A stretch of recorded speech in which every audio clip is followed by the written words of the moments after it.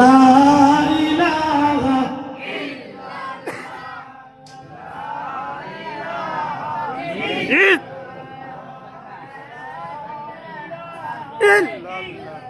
লা ইলাহা ইল্লাল্লাহু মুহাম্মাদুর রাসূলুল্লাহ সাল্লাল্লাহু আলাইহি ওয়াসাল্লাম।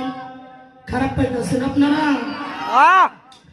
আমার বন্ধু কথাটার দিকে লক্ষ্য দেন। বলতেছিলাম বিশ্ব নবী সাল্লাল্লাহু আলাইহি ওয়াসাল্লাম বলেন, আবু হুরায়রা বলেন, পৃথিবীর কোন মানুষ সামান্য সময় যদি দিনের বৈঠকে বসা যায়, ওই মানুষটা সব কদরের রাত্রিতে সারা রাত পরে যদি কাবা শরীফ ঝাড়ু দেয় গো, যত নাকি মানুষটা পাবে, সামান্য সময় দিনের বৈঠকে কোনো মানুষ যদি বসা যায় গো, আল্লাহর নবীর সাহাবী হযরত আবু হুরায়রা বলেন, ওই মানুষটার আমল নামায় আমার আল্লাহ তার চাইতে বেশি নেকি দিয়া দেয়। সুবহানাল্লাহ।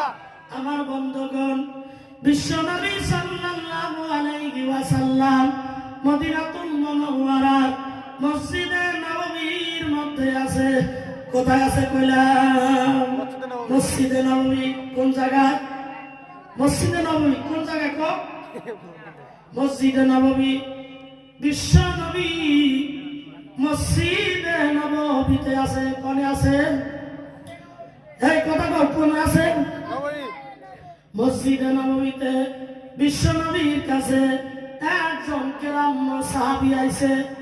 গ্রাম্য সাহাবী, এইভাবে হাদিসে শব্দ আছে, আতা আরবিউন আনিন নবী সাল্লাল্লাহু আলাইহি সাল্লাম। আরবি বলা হয় আরব দেশের গোত্রীয় গ্রাম্য সাধারণ মানুষ, খেতে খাওয়া মানুষ, কামলা মানুষ, অত দাম সম্মান তার নাই, গরিব মানুষ, সাধারণ শ্রেণীর একজন মানুষ মসজিদে নববীতে আইসা দিনের নবীর বৈঠকে আইসা কয়, ওগো নবীজি, কিয়ামত কোন দিন কায়েম হবে? কথাটা খুব গুরুত্ব দিবেন। বিশ্ব নবীজি সাল্লাল্লাহু আলাইহি ওয়াসাল্লাম বললেন, কিয়ামত কবে হবে সেটা বড় কথা নয়, কিয়ামতের জন্য তুমি কি আমল রাখছা?